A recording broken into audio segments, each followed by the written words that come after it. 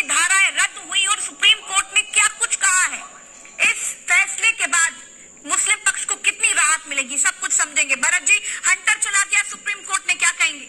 प्रज्ञा जी, जब से ये कानून संसद में लेकर आई थी भारतीय जनता पार्टी, जब ये बिल लेकर आई थी, जब जेपीसी में गया था ये कानून, उसके बाद इन लोगों ने इसको कानून बनाया। संसद में तो जैसे तैसे इन लोगों ने इसको पास करा लिया। संसद में ना नीतीश बोले ना नायडू बोले, सब ने घुटने टेक दिए, सब घुटनों पर आ गए और इस देश का मुसलमान ये खुली आंखों से देख रहा था। चंद्रबाबू नायडू, नीतीश कुमार, चिराग पासवान और जयंत चौधरी, याद रखो, हम कभी भी तुम्हारी इस चीज को माफ नहीं करेंगे।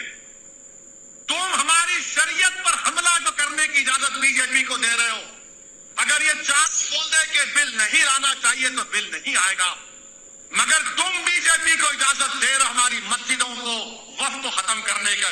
सुप्रीम कोर्ट के भीतर जब वो वकील, प्रज्ञा जी, जो वकील हिंदू थे, बिना पैसे लिए मुसलमानों की इस लड़ाई को सुप्रीम कोर्ट के भीतर इस देश के हिंदुओं ने, हिंदू वकीलों ने इस लड़ाई को लड़ा है सुप्रीम कोर्ट के भीतर, और तब सुप्रीम कोर्ट के भीतर से प्रज्ञा जी फैसला आता है कोर्ट रूम के भीतर, सरकारी वकीलों के होश उड़ जाते हैं। सुप्रीम कोर्ट से वरिष्ठ वकील ने जो आपको बताया, अभी आपने वो वीडियो रिकॉर्ड किया, वो वीडियो भी हम लगाएंगे भी।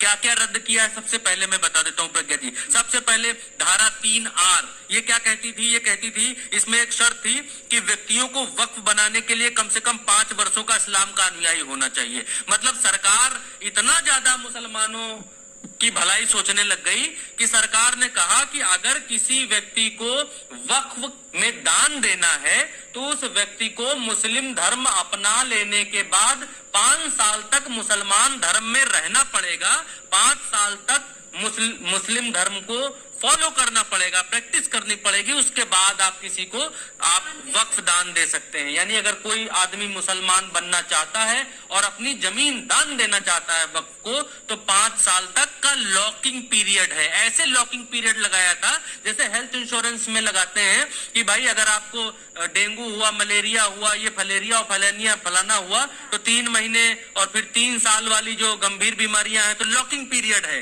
इसमें आप जो है अस्पताल में बेड 4000 रुपए का। इस तरह की धारा से मनमानी कैसे हो सकती थी? लॉकिंग लगा दी थी इन्होंने, लॉकिंग ये, क्योंकि भारतीय जनता पार्टी चाहे अनचाहे एक चीज का सपोर्ट करती है कि मुस्लिम धर्म में हिंदू धर्म का कन्वर्ट ना होने पाए। और जो लोग हिंदू धर्म से या किसी और धर्म से मुस्लिम धर्म में जाते हैं और अपनी संपत्तियों को वक्फ करना चाहते हैं, मान लीजिए आपके पास अपार संपत्ति है और आगे पीछे आपका नहीं है कोई, या आपके घर में आपसे बनती नहीं है, आपने कहा कि हम वक्फ कर देंगे, दान कर देंगे, और आपने मुस्लिम धर्म